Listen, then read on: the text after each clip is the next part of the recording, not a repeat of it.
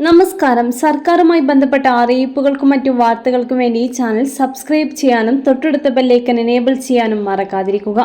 സംസ്ഥാനത്തെ മാധ്യമപ്രവർത്തകരുടെ പെൻഷൻ വർദ്ധിപ്പിക്കുന്നതിൽ ഉചിതമായ തീരുമാനം ഉടൻ കൈക്കൊള്ളുമെന്ന് മുഖ്യമന്ത്രി വി.ഡി. സതീശൻ.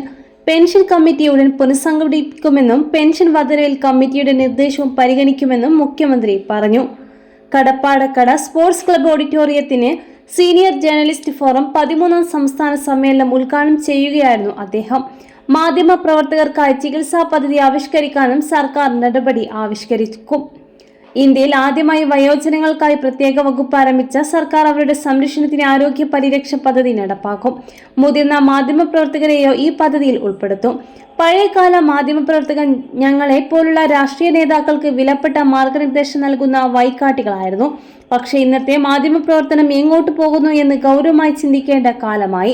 തെറ്റായ വാർത്തകൾ തിരുത്തുകയും ഖേദപ്രകടനം നടത്തുകയും ചെയ്യുന്ന പതിവ് പണ്ടുണ്ടായിരുന്നു.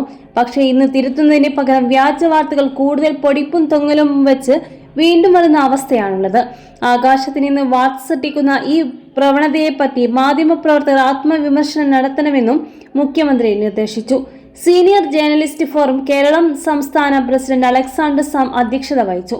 സാംസ്കാരിക വകുപ്പ് മന്ത്രി പി.സി. വിഷ്ണുനാഥ്, തൊഴിൽ വകുപ്പ് മന്ത്രി ബിന്ദു കൃഷ്ണ, സ്വാഗത സംഘം ചെയർമാനും കൊല്ലം മേയറുമായ E K. Hafeez, B Gopakumar MLA, ജില്ലാ panchayat president R. Lathadevi, Kerala media academy മുൻ അധ്യക്ഷൻ R S. Babu, forum general secretary K P. Vijayakumar എന്നിവർ പങ്കെടുത്തു.